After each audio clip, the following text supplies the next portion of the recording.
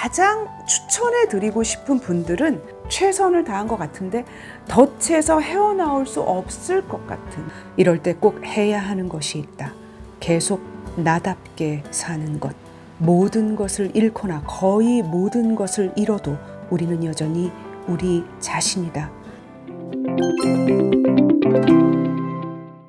안녕하세요. 언니가 읽어봤어. 박언니 박에스더입니다. 완전 취향 저격. 저의 취향을 저격했어요. 제가 정말 오랜만에 소개해드리는 에세이가 아닌데 자꾸 에세이라는 말이 튀어나오려고 하는데, 무거운 저의 머리를 삶에 대한 통찰들로 가볍게 만들어준 책입니다. 모든 삶은 흐른다. 프랑스의 철학자 로랑 드빌레르의 책입니다. 우리나라에서는 지금 이 책이 약간 에세이? 자기계발서 같은 느낌으로 팔리고 있는데, 저는 굳이 이 책의 장르를 구분하자면 철학책인 것 같아요. 왜 그렇게 생각하느냐? 우리나라에서 인기 있는 에세이들의 특징, 제가 또 이 얘기를 하다가 에세이 작가 팬분들한테 두들겨 맞을지도 모르겠는데, 이건 뭐 저의 개인적인 취향이니까 감안해서 들어주시고요. 그 에세이들이 보통 자기 삶을 팔죠.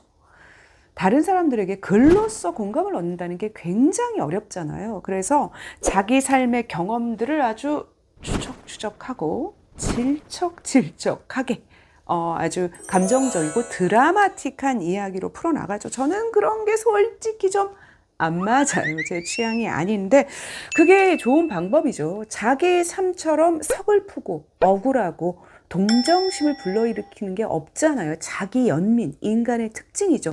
그 자기 삶의 깊은 경험들이 다른 사람들의 경험들과 만나게 글로써 창출해냈을 때 공감이 형성되는 거잖아요. 사람들이 이제 그런 글을 읽으면서 비슷한 경험을 떠올리고 비슷한 감정을 느끼고 그러면서 위로를 받게 되는 거죠. 그런데 이 책, 자기 삶에 대한 개인적인 이야기가 1도 없어요. 그런데 저는 이 책을 읽고 위로를 받았어요. 힘들었던 제 삶을 다시 생각하고 용기를 얻게 됐죠.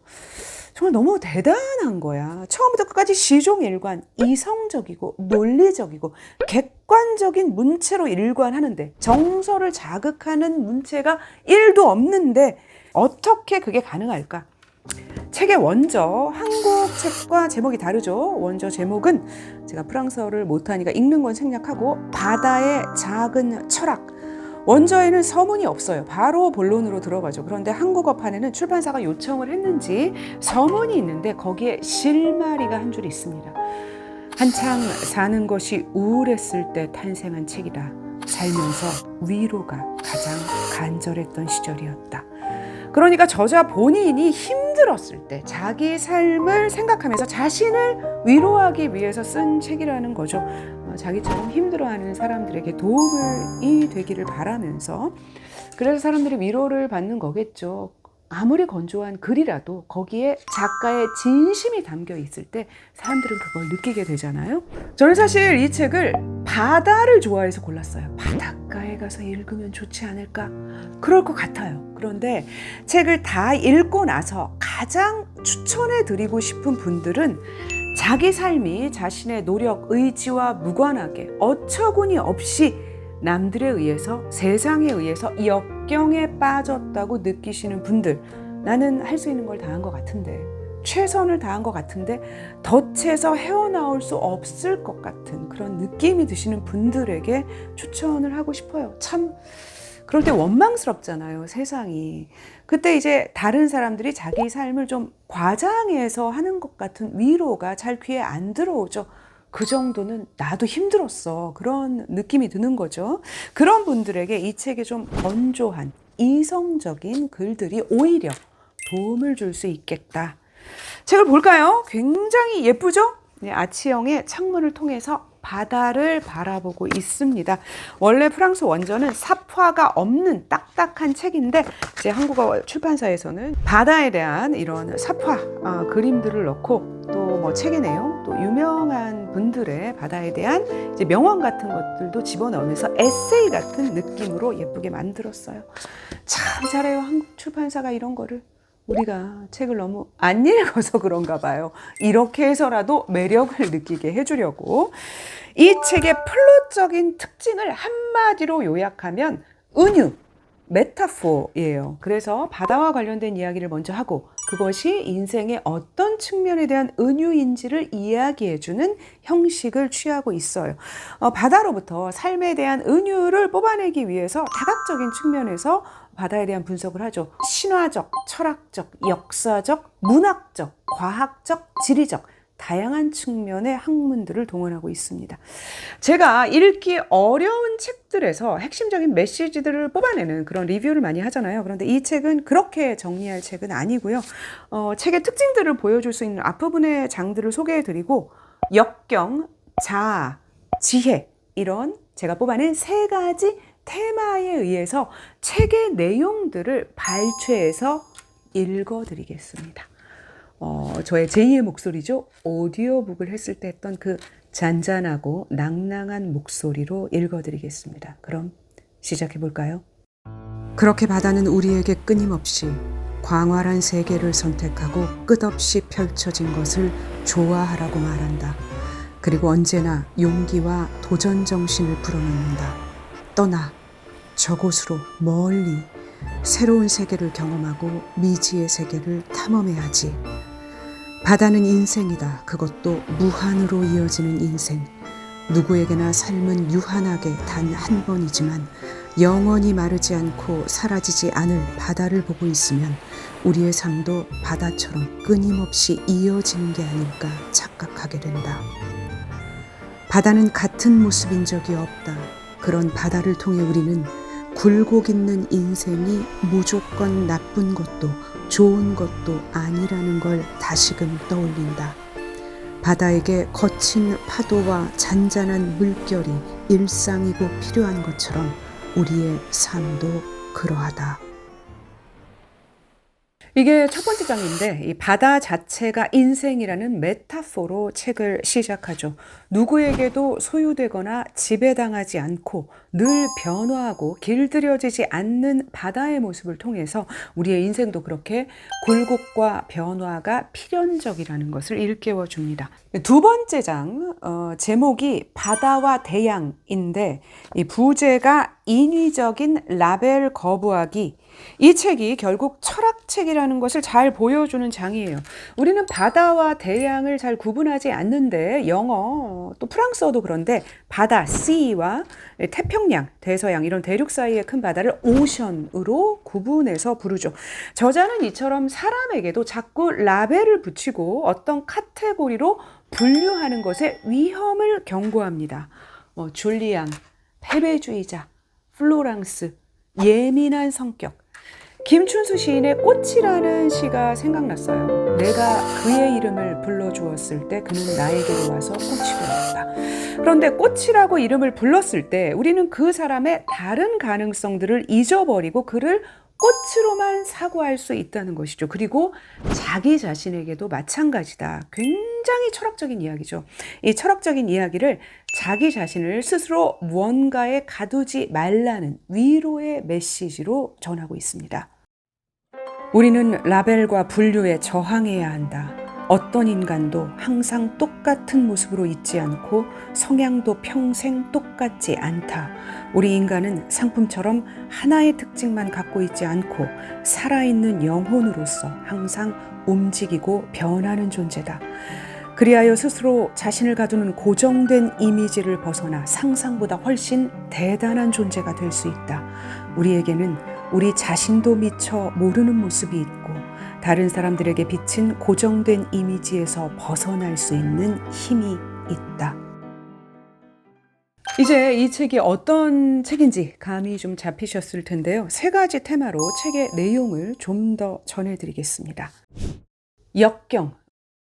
빙하에 갇혀서 사라진 사람들의 이야기와 빙하에 둘러싸였으나 그거를 버텨내고 다시 바다를 항해한 사람들의 이야기를 대조하면서 다음과 같이 조언합니다. 인생이 답답하게 느껴질 때가 있다. 억울하거나 희망을 잃거나 수치심을 느낄 때다. 이럴 때 꼭 해야 하는 것이 있다. 계속 나답게 사는 것. 아무리 인생이 괴롭고 답답해도 우리는 우리 자신으로 남아있다. 모든 것을 잃거나 거의 모든 것을 잃어도 우리는 여전히 우리 자신이다. 흔히 죽지 않으면 더 강해진다라고 하지만 그 말은 틀렸다. 역경을 견뎌도 더 강해지지 않을 수 있다. 그저 역경을 헤쳐 나왔을 뿐이다. 하지만 그 자체로 이미 대단하다. 결국엔 모두 스쳐 지나갈 순간 어떤 것에 실패해도 그것이 실패한 것이지 나의 존재가 실패는 아니다. 나는 그보다 훨씬 더 가치 있는 존재다. 그러니 그게 무엇이든 쉽게 포기하지 말자. 겨울나기는 여전히 거친 항해와 같지만 실패해도 우리는 나답게 살 수 있다. 바다가 등대 아래에 있을 때는 왜 유독 화가 난 것처럼 보이는 걸까? 왜 그럴까? 등대가 바다의 힘에 도전하기 때문이다. 커다란 키에 거만할 정도로 당당한 등대는 언제나 바다에 지지 않고 도전한다. 우리에게도 삶을 밝게 비춰주고 당당한 등대가 필요하다. 우리의 인생을 이끌어주고 손을 내밀어 위로가 되어주는 등대들을 목록으로 정리해보자. 인생의 암초가 나타나 위협하고 바다가 사나워질 때 그 목록을 떠올려보자. 모비딕은 손에 넣기 힘든 무엇인가를 쫓는 우리의 이야기이기도 하다. 우리는 무엇인가를 열렬하고 간절히 원한다. 우리가 쫓는 흰 고래는 무엇일까? 우리는 무엇을 추구하며 행동할까? 무엇을 욕망하는지 말할 수 있을까? 아니, 분명히 알고 있긴 할까? 우리는 의미, 이유, 꿈을 찾아 삶이라는 바다에서 헤맨다. 선장은 모비딕이라는 저주스러운 향유고래에 집착했다. 동시에 그 고래는 선장이 살아가는 의미였다. 육지에서든 바다에서든 뭔가를 이루고자 하는 열정이 없다면 살아갈 수 없다. 우리가 마음속으로 끈질기게 추구하는 것이 무엇인지 그 수수께끼를 밝히는 것은 우리의 몫이다. 자, 저자가 자신만의 자아를 굳건히 하는 게 중요하다고 강조를 하지만 또 한편으로 진짜 자아를 위해서 가짜 자아를 내려놓을 용기를 권합니다. 가벼움은 예술이다. 평소 우리는 수천 가지의 무게에 눌려 있다.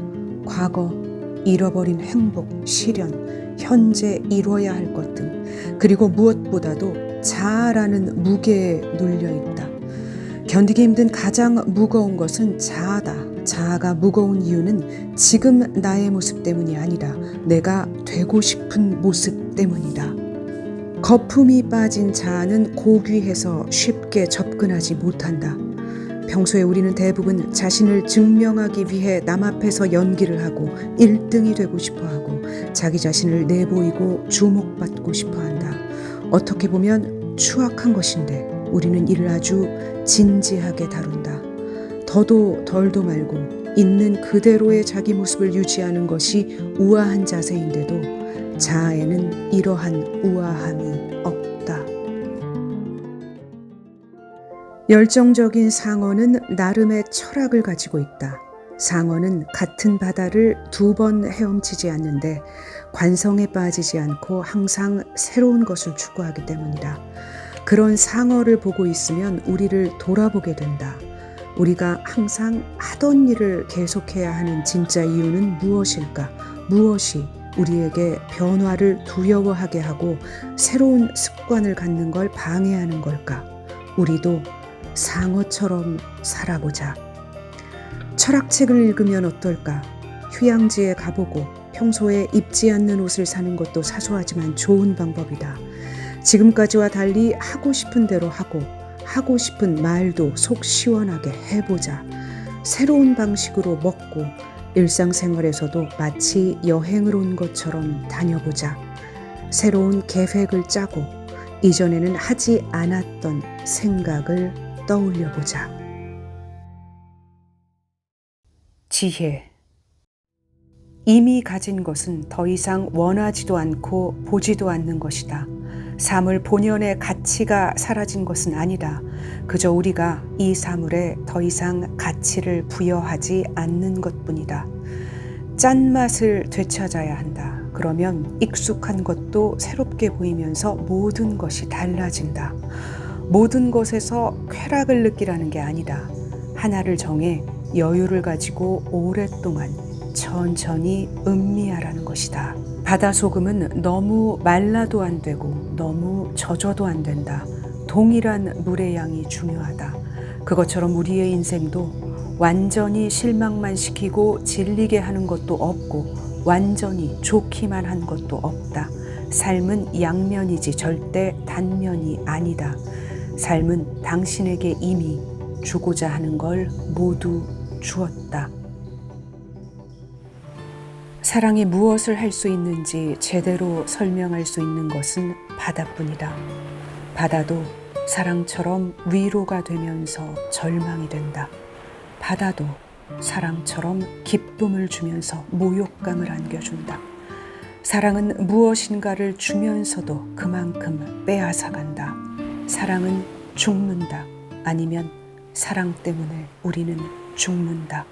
아무리 아름답고 단단한 사랑이라고 해도 영원하지 않기 때문이다. 참으로 치명적이다. 시련의 상처는 죽음과 같지 않을까? 그렇다. 어제까지만 해도, 아니 그전에도 영원히 사랑하겠다고 맹세하던 그 사람에게 나는 이미 죽은 것과 다름없다. 그래서 방파제 기술은 꼭 필요하다. 중요한 것은 남이 나에게 무엇을 했느냐가 아니다. 고통을 극복하고 시련한 나 자신을 부정하지 않겠다는 의지가 있느냐다.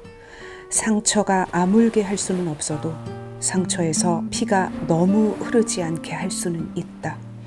우리가 상실의 구렁텅이에 빠지지 않게 막아주는 방패와 같은 방파제. 소용없어. 난 안 쓰러져.